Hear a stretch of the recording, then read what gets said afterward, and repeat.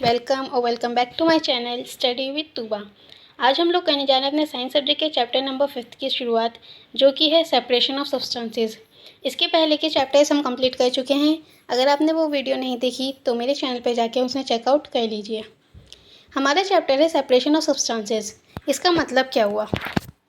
Separation मतलब होता है चीज़ों को अलग करना, ठीक है, चीज़ों को छांटना और अलग करना। सब्सटेंसेस मतलब कि कोई भी एक सामान, कोई भी एक सब्सटेंस, वो सब होते हैं सब्सटेंसेस, ठीक है। फॉर एग्जांपल हमारी टी लीव्स सब्सटेंस है, ग्रेन्स सब्सटेंस हैं, ठीक है। ये सब होता है क्या? सब्सटेंस। हमारी डेली लाइफ में हमने ऐसे बहुत सारे इंस्टेंस देखे होंगे, ऐसे बहुत सारे इंस्टेंस हमने नोटिस किए हैं जिसमें हम मिक्सचर ऑफ मटेरियल में से कोई एक सब्सटेंस अलग कर रहे होते हैं, ठीक है। बहुत सारे मटेरियल का मिक्सचर होता है, उसमें से कोई एक सब्सटेंस हमें अलग करना होता है, सेपरेट करना होता है।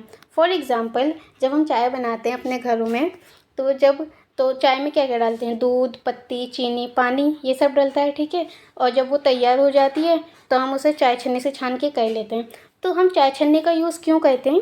चाय छन्नी का यूज़ इसलिए करते हैं ताकि जो हमने टी लीव्स यूज़ करी थी, ठीक है, चाय पत्ती यूज़ करी थी, उसको हम चाय के साथ खाते थोड़ी हैं। वो तो बस हमने कलर के लिए और उसमें कलर लाने के लिए डाली थी सिर्फ, है ना। अब जब चाय में कलर आ गया तो उसके बाद टी लीव्स का काम ख़त्म हो गया। तो इसीलिए हम चाय छन्नी यूज़ करके, यानी कि स्टेनर यूज़ करके उन चाय पत्ती को अलग कर लेते हैं। यही एक एग्जांपल है हमारे सेपरेशन ऑफ सब्सटेंस का। सब्सटेंस हो गया हमारा चाय पत्ती, एंड सेपरेशन, हमने चाय में से चाय पत्ती अलग कर दी, ठीक है। इसी तरह अनाज होता है। अनाज को जब हार्वेस्ट कर लेते हैं, मतलब जब खेती पूरी तैयार हो जाती है, उसको मतलब फसल जब तैयार हो जाती है उसको निकाल लेते हैं। उसके बाद जो अनाज होता है उसको स्टॉक में से अलग करते हैं। स्टॉक क्या होता है? स्टॉक होते हैं डंठल, ठीक है, जिसमें गेहूँ लगे हुए आते हैं। उसमें से गेहूँ को या किसी भी चीज़ को, चावलों को अलग करते हैं। वो भी है एक एग्जांपल सेपरेशन ऑफ सब्सटेंस का। इसी तरीके से जब हम बटर निकालते हैं, मिल्क और कर्ड में से, दूध और दही में से बटर जो निकालते हैं, ये भी एक एग्जांपल है सेपरेशन ऑफ सब्सटेंसेस का। मिल्क और curd is churn to separate the butter. Churn क्या होता है? चर्न मतलब कि मलना। जैसे ये देख रहे हो आप, ये ऐसे करके जो उसमें दूध में या दही में उसमें एक डंडा सा चलाते रहते हैं, जिससे बटर अलग हो जाता है। इसको बोलते हैं चर्निंग, ठीक है। As we learn in chapter 3, सांस का एक एग्जाम्पल हमने चैप्टर 3 में भी पढ़ा था। चैप्टर 3 में हम क्या कहते हैं? कॉटन को उसके सीड्स में से अलग कर रहे थे, है ना, बाय गिनिंग करके, मतलब कि कॉटन में कॉम्बिंग करके उसको सीड से अलग कर रहे थे। तो वो भी था एक सेपरेशन ऑफ सब्सटेंस का एग्जाम्पल, ठीक है। तो ये सारे कुछ एग्जाम्पल्स हैं सेपरेशन ऑफ सब्सटेंसेस के। Perhaps you might have eaten salted दलिया और पोहा। आपने दलिया और पोहा खाया होगा।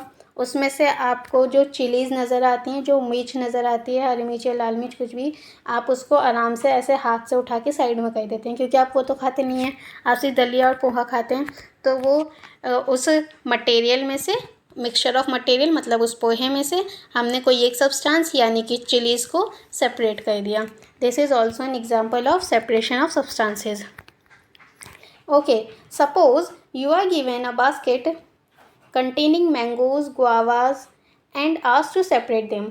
सपोज़ करो कि आपको एक बास्केट दी है, एक टोकरी दी है, जिसके अंदर मैंगो है और गुआवा है, ठीक है, आम है और अमरूद है। अब आपसे कहा जाए कि इनको अलग अलग करो, तो आप क्या करोगे? एक एक को उठाओगे और बास्केट में से अलग कर दोगे, है ना। आपको शायद, या आप मैंगो उठाओ या गुआवा, कुछ भी उठाओ, कोई भी एक सब्सटेंस उठाओगे, उसे बास्केट में से अलग कर दोगे। ये तो बड़ा इजी था, ठीक है, सेम्स इजी। बट क्या हो कि अगर आपको इससे भी छोटे साइज़ का कोई सब्सटेंस दिया जाए और फिर कहा जाए कि आप इनको अलग करो। अगर आपको मैंगो और गुआवा के साइज़ तो काफ़ी सही होते हैं, उनसे भी छोटा कोई सब्सटेंस दिया जाए, for example a glass of sand, मतलब कि एक पूरा गिलास मिट्टी से भरा हुआ, और सॉल्ट और नमक, और उसमें नमक मिक्स हो। अब आपको कहा जाए कि इनको सेपरेट करो, इस मिक्सचर में से सॉल्ट को अलग करो by picking out grains of sand by hand. जैसे आपने मैंगो और गुआवा अलग किए हाथों से, इसी तरह इन्हें भी हाथों से अलग करना है आपको। इसमें से सॉल्ट निकालना है। क्या आप कर पाओगे? ऑफ कोर्स नहीं, क्योंकि सॉल्ट और सैंड तो बड़े बारीक बारीक से होते हैं, छोटे छोटे से। अब उसमें कितना एक एक बीनोगे, वो तो पॉसिबल नहीं है। But why would we need to separate substances like this at all is what Paheli wants to know. Paheli जानना चाहती है कि हम लोग सब्सटेंसेस को अलग कर ही क्यों रहे हैं। ठीक है, हम चाहे तो ऐसे ही भी रहने दे सकते हैं मटेरियल्स को, बट हम ऐसा कर क्यों रहे हैं, Paheli wants to know. So let's find out this in activity 1। Activity 1 में क्या है, इन कॉलम 1 ऑफ टेबल, आपको यहाँ टेबल दी हुई है 5.1, ठीक है, ये वाली टेबल, इसमें ये वाला कॉलम की बात हो रही है, टेबल कॉलम ए की। कॉलम 1 में कुछ प्रोसेस हैं सेपरेशन के कुछ प्रोसेस दिए हुए हैं, और the purpose of separation and the way separated components are used in mention in column 2। और सेपरेशन करा क्यों जा रहा है वो आपको कॉलम 2 में दिया हुआ है, और जो हमने कंपोनेंट अलग किया है उसके साथ हम क्या करने वाले हैं आगे, वो आपको कॉलम 3 में दिया हुआ है। ठीक है, however the information given in column 2 and 3 is jumbled up. Can you match each process with its purpose and the way separated components are used? Column 2 और 3 में जितने भी इंफॉर्मेशन दी हुई है वो जम्बल्ड है, मतलब वो मिक्सचर हुआ है उसका। क्या आप इन सब को मैच कर सकते हैं विद इट्स पर्पस, मतलब कि उसके पर्पस के अकॉर्डिंग, और उस कंपोनेंट को जो सेपरेट किया है उसका क्या यूज़ है, आपको इसे मिक्स करना है। ठीक है, मैच करना है। सबसे पहले कॉलम सेपरेशन प्रोसेस में पहला पॉइंट है सेपरेट स्टोन फ्रॉम राइस। चावल में से हम पत्थर निकालते हैं, ठीक है, पत्थर बीनते हैं। अब इसका पर्पस क्या है, हम ऐसा कहते क्यों हैं, to separate two different but useful components. दो अलग अलग लेकिन काम के कंपोनेंट्स को अलग करने के लिए। ऐसा हम क्यों कहते हैं, दो अलग लेकिन काम के कंपोनेंट्स को अलग करने के लिए, सेपरेट करने के लिए।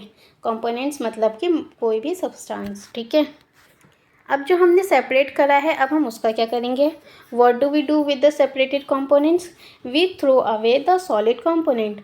जो हमने उसमें से पत्थर निकाला है उसको हम फेंक देंगे। सेकेंड है churning milk to obtain butter. Milk को चर्न करना ताकि उससे बटर मिल सके। ठीक है, ये तो था एक सेपरेशन का प्रोसेस। अब हमने ऐसा करा क्यों, what is the purpose, to remove non useful components.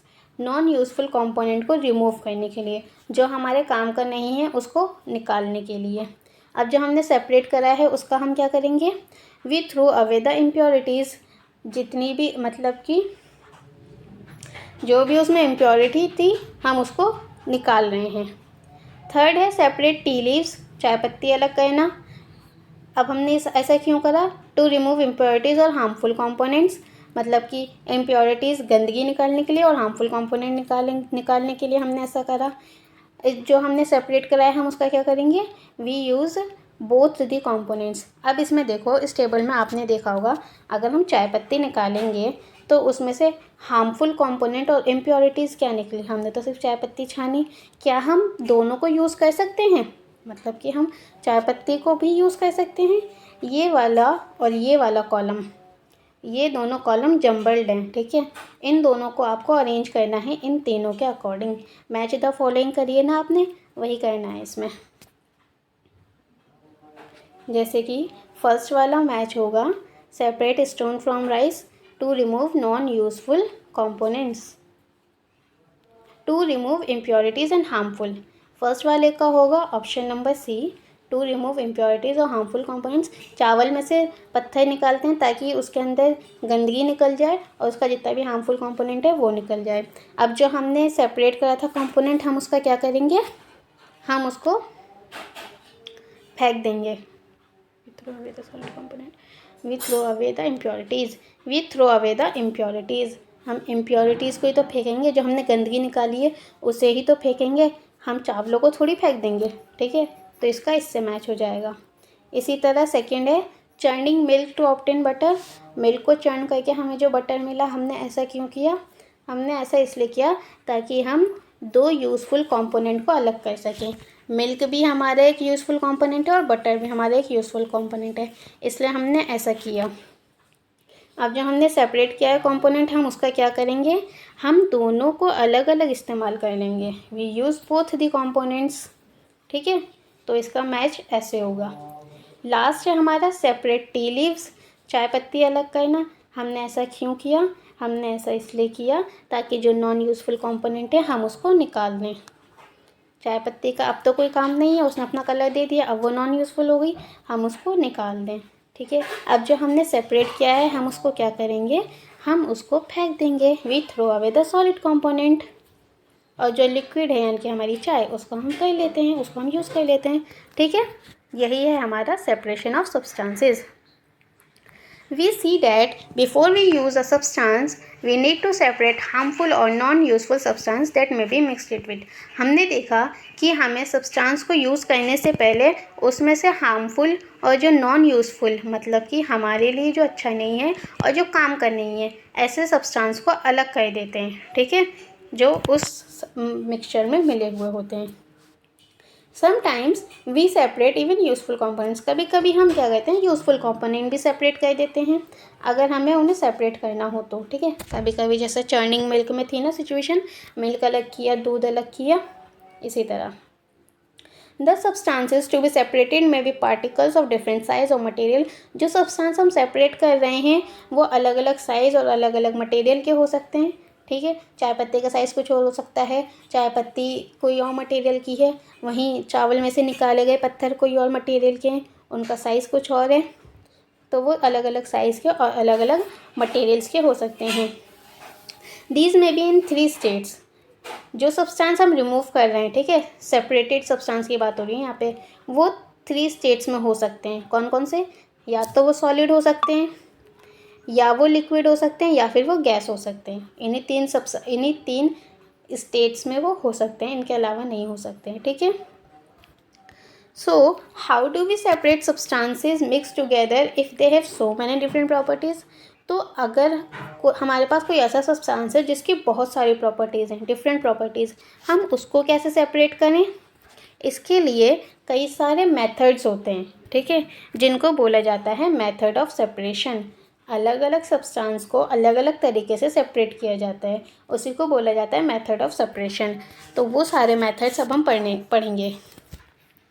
We will discuss some simple methods of separating substance that are mixed together. अब हम डिस्कस करेंगे कोई सिंपल आसान मेथड जो सब्सटेंस को अलग करने में यूज़ होते हैं, ठीक है। You may come across some of these methods being used in day to day activity.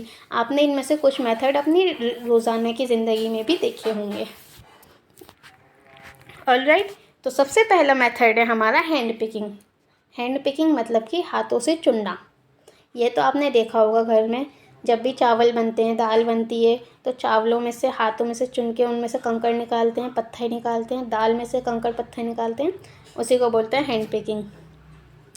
Activity 2, अब आपको क्या करना है, एक फूड ग्रेन अपने पास की शॉप से ख़रीदिए। फूड ग्रेन मतलब कि खाने वाला अनाज, कोई भी, चावल, दाल या राजमा, वॉटेवर, कुछ भी खरीदिए और उसे क्लासरूम में लेकर जाइए, ठीक है। अब जो आपने अनाज ख़रीदा था उसको एक शीट ऑफ पेपर पे डाल दीजिए, पेपर पे उसे डाल दीजिए। क्या आपको सिर्फ एक ही तरह का अनाज दिख रहा है उसमें, जो आपने उस पेपर शीट पे रखा है? क्या उसमें सिर्फ एक ही तरह का अनाज है? सपोज़ कीजिए आपने चावल लिए, तो जब आपने चावल को पेपर पे डाल दिया तो क्या उसमें सिर्फ चावल ही चावल दिख रहे हैं आपको? उसमें पत्थर भी होंगे, हस्क मतलब कि उसमें कोई बेकार चीज़, मतलब कोई भूसा या कुछ भी नॉन यूज़फुल कंपोनेंट हो सकता है, या फिर कोई ब्रोकन ग्रेन हो सकता है, टूटा हुआ दाना हो सकता है चावल का, ठीक है, या फिर कोई और ग्रेन उसमें हो सकता है। चावलों में कभी कभी होता है ना, चावल में कभी कभी वो चना निकल आता है, या फिर कोई और ग्रेन उसमें हो सकता है। ये सारी चीज़ें आपको नज़र आएंगी। अब आपको क्या करना है, अब आप क्या कीजिए, जो अनाज आपने पेपर पे डाला हुआ था उसमें से पत्थर पीस ऑफ स्टोन यानी कि पत्थर के टुकड़े, हस्क यानी कि जो भी उसमें नॉन यूज़फुल सामान पड़ा हुआ है वो, और कोई और ग्रेन अगर उसमें मिला हुआ है, कोई और सामान, कोई और अनाज उसमें मिला हुआ है वो। ये 3 चीज़ें आपको अपने हाथों से रिमूव करनी है चावलों में से, ठीक है। इसी मेथड को कहा जाता है hand picking. This method is called hand picking, ठीक है। ये वाला जो मेथड है यानी कि हैंड पिकिंग, ये यूज़ होता है स्लाइटली लार्जर साइज्ड इम्प्योरिटीज़, थोड़े से बड़े साइज़ के इम्प्योरिटीज़ निकालने के लिए, ठीक है। For example piece of dust, stone, husk, ये कुछ ऐसे ऐसे सब्सटेंस हैं जो हम आराम से हाथ से चुन के निकाल सकते हैं। इसीलिए इस टाइम पे जब हमें ऐसे बड़े साइज़ की इम्प्योरिटीज़ निकालनी होती है उस टाइम यूज़ करते हैं हम हैंड पिकिंग, ठीक है। जब जो क्वांटिटी होती है इम्प्योरिटीज़ की, गंदगी की, हार्मफुल या नॉन यूज़फुल सब्सटेंसेस की जो क्वांटिटी होती है वो ज़्यादा नहीं होती, मतलब कि थोड़ा बहुत ही गंदगी मिलती है हमें, ऐसी सिचुएशन में हम हैंड पिकिंग को कन्वीनियंट समझते हैं सब्सटेंस को अलग करने के लिए, ठीक है। ऐसी सिचुएशन पे हम क्या करते हैं, हैंड पिकिंग मेथड यूज़ करते हैं टू सेपरेट सब्सटेंसेस। आया समझ में आपको हैंड पिकिंग क्या होता है। नेक्स्ट मेथड है हमारा थ्रेशिंग। अब ये थ्रेशिंग क्या है, चलिए इसके बारे में पढ़ते हैं। You must have seen bundles of wheats और paddy stalks lying in fields after harvesting the crop. आपने देखा होगा जब फसल तैयार हो जाती है, जब काट ली जाती है तो पूरी फसल काट के एक जगह इकट्ठा कर देते हैं, ठीक है। गेहूँ की या चावल की जो फसल है उसको एक जगह इकट्ठा कर लेते हैं। फिर जो हमने इकट्ठा की थी फसल, यानी कि जो हमने डंठल इकट्ठा किए थे, उस डंठल को मतलब सूरज की रोशनी में रख देते हैं ताकि वो सूख जाए, उसके अंदर की जो भी नमी वगैरह हो वो निकल जाए, इसलिए उसको एक जगह पे इकट्ठा कर देते हैं। फिर उसके बाद उसमें से ग्रेन अलग किया जाता है, उसके बाद उस स्टॉक में से अनाज को अलग करते हैं, ठीक है। Each stalks has many grain seeds attach to it, मतलब कि हर एक डंठल में, हर एक स्टॉक में बहुत सारे ग्रेन सीड्स इकट्ठा होते हैं। इसीलिए ऐसी सिचुएशन पे सपोज़ आपके पास एक बड़ी सी डंडी है जिसमें बहुत सारे गेहूं के दाने हैं। अब आपको कहा जाए कि इन गेहूं के दानों को अलग करो, और आपके पास वो एक डंडी नहीं है, आपके पास बहुत सारी हैं, मतलब बहुत ही सारी हैं, तो क्या इस टाइम आप हैंड पिकिंग मेथड यूज़ करेंगे? ऑफ कोर्स नहीं। अगर आप हैंड पिकिंग मेथड यूज़ करेंगे तो पता नहीं कितना टाइम लग जाए आपको उसमें से निकालने के लिए, उसमें से गेहूँ निकालने के लिए, क्योंकि आपके पास हंड्रेड्स ऑफ बंडल्स हैं, मतलब कि सौयों की तादाद में आपके पास बंडल्स, ऐसे में तो बहुत टाइम लग जाएगा। तो ऐसे में क्या कहते हैं फार्मर्स, ग्रेन सीड्स को उन 2 बंडल्स में से अलग करने के लिए क्या कहते हैं बताओ। One may pluck mangoes or guavas from the trees, but grain seeds are much smaller than mangoes or guavas. मतलब कि कोई एक फार्मर अगर उसे मैंगो या गुआवा तोड़ना है तो वो आराम से तोड़ लेगा, क्यों? क्योंकि उसका साइज़ काफ़ी सही है, हम हैंड पिकिंग मेथड यूज़ कर सकते हैं। पर जो ग्रेन का सीड होता है, मतलब गेहूँ या चावल, वो तो बड़ा छोटू सा होता है साइज़ में, और मैंगो और गुआवा से तो कुछ ज़्यादा ही छोटू होता है। तो इसमें तो हम पिकिंग कर नहीं सकते या प्लकिंग कर नहीं सकते, मतलब कि हम हाथ से तो तोड़ नहीं सकते, ऐसा तो इम्पॉसिबल होगा। ऐसे में हम ग्रेन सीड्स को कैसे अलग कर सकते हैं स्टॉक से? ऐसे में हम यूज़ करते हैं हमारा सेकंड मेथड जो कि है थ्रेशिंग। इस मेथड में ग्रेन को स्टॉक से अलग किया जाता है। कैसे? क्या कहते हैं, जो स्टॉक होती हैं हमारी, यानी कि जो डंठल होते हैं, उनको ज़मीन पे या किसी भी पत्थर पे या किसी भी चीज़ पे ऐसे पटका जाता है, ठीक है। पटकना तो पता ही होगा, धोबी कपड़े धोते हुए कैसे कपड़ों को पटकता है वैसे ही स्टॉक्स को किस ज़मीन पे या पत्थर पे पटका जाता है, जिससे उसके अंदर के ग्रेन सीड्स बाहर आ जाते हैं। ये देख रहे हो, इस तरीके से एक स्टॉक उठाएंगे, ज़मीन पे पटकेंगे और ये सारे ग्रेन सीड बाहर आ जाएंगे। ऐसे हमारा टाइम बच जाता है और हमारा काम आसानी से हो जाता है। इसीलिए इस टाइम हम कौन सा मेथड यूज़ करेंगे? उस मेथड को बोलते हैं थ्रेशिंग, ठीक है। The process that is used to separate grain from stalk etc. is threshing. In this process, the stalks are beaten to free the grain seeds. उसी को बोलते हैं थ्रेशिंग। कभी कभी थ्रेशिंग, समटाइम्स थ्रेशिंग बुलॉक की help से की जाती है। Threshing is done with the help of bullock, मतलब बैल की हेल्प से की जाती है। या फिर अगर हमारे पास बहुत ज़्यादा क्वांटिटी में वो है, ग्रेन्स हैं, ठीक है, बहुत ज़्यादा क्वांटिटी में बंडल्स ऑफ स्टॉक्स हैं, तो हम उस टाइम पे मशीन्स यूज़ करते हैं ताकि हमारा काम जल्दी हो जाए, ठीक है। This is called threshing. Next method पे आते हैं जो कि है winnowing. Now what is winnowing? इसके लिए आपको करनी पड़ेगी एक्टिविटी 3। एक्टिविटी 3 में क्या है? Make a mixture of dry sand with sawdust और पाउडर्ड ड्राई लीव्स। आपको एक मिक्सचर तैयार करना है जिसमें आपको ड्राई सैंड, सूखी मिट्टी लेनी है, सॉडस्ट लेनी है, सॉडस्ट ले लीजिए, या फिर सूखी पत्तियाँ होती हैं उनका पाउडर बना लीजिए, वो ले लीजिए। या तो सूखी पत्तियों का पाउडर या सॉडस्ट लीजिए और उसको सूखी मिट्टी में मिला दीजिए। ऐसे करके आप अपना मिक्सचर तैयार कर लीजिए। फिर उसके बाद keep this mixture on a plate और न्यूज़पेपर। उस मिक्सचर को किसी प्लेट या न्यूज़पेपर पर रखिए। Look at this mixture carefully. अब उसे आराम से देखिए।